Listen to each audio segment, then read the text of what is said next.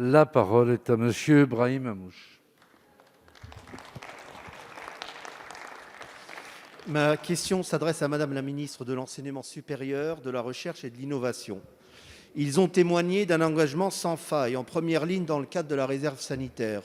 Ils sont devenus un pilier indispensable à l'hôpital public. Les étudiants en santé sont des soignants de demain et d'ores et déjà leur état de santé mentale est jugé alarmant. 27,7% des étudiants en médecine présentent des signes de dépression. Un tiers des futures infirmières prennent des anxiolytiques. 80% des étudiants en maïeutique se sentent plus stressés depuis qu'ils sont entrés dans leur formation.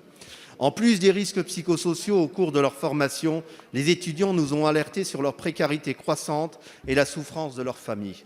Ils s'inquiètent à juste titre de la récente décision de la DGSIP excluant d'office les étudiants positifs à la Covid ou cas contact du concours PACES, examen classant, et des PASS et des LAS les invitant à redoubler. Ces étudiants devant donc se résoudre à perdre une année, voire deux, ou se rendre quand même aux examens en prenant le risque de créer un cluster, alors même que certaines facultés ont permis le passage des épreuves en aménageant des salles séparées. Par ailleurs, le flou administratif dans lequel se réalise sur le terrain la réforme du premier cycle des études de santé n'en finit pas d'ajouter de l'angoisse à la détresse psychologique déjà palpable parmi les étudiants en santé confrontés à l'incertitude et au manque de soutien lié pour partie au contexte sanitaire et aussi à la nouveauté de la réforme. Madame la ministre, quelles mesures entendez-vous prendre pour accueillir tous les élèves de la PACES, des PASS et des LAS dans des conditions sanitaires satisfaisantes et en toute égalité de traitement? Pouvez-vous nous faire un point d'étape sur cette première année de mise en place de la réforme du premier cycle d'études en santé et des mesures d'accompagnement qui pourraient être mises en œuvre sur le bon déroulement de cette année et l'augmentation attendue et effective du nombre d'admissibilités au regard des besoins prospectifs? Je vous remercie. Merci, cher collègue. La parole est à madame Frédérique Vidal, ministre de l'Enseignement supérieur, de la Recherche et de l'Innovation. Merci Monsieur le Président, Mesdames et Messieurs les députés. Monsieur le député Hamouche, tout d'abord, merci de votre question qui me permet à mon tour de saluer devant la représentation nationale l'engagement et le courage dont ont fait preuve l'ensemble des étudiants inscrits dans les filières de santé, médicale ou paramédicale.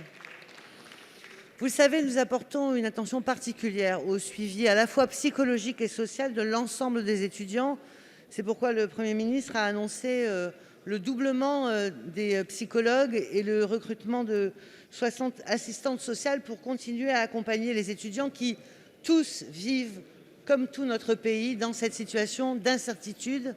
Et plus encore peut-être les étudiants en santé, vous avez raison de le dire, parce qu'ils sont confrontés au tout début de leurs études, à la douleur, à la souffrance, à la mort, et qu'ils n'y sont pas encore complètement préparés.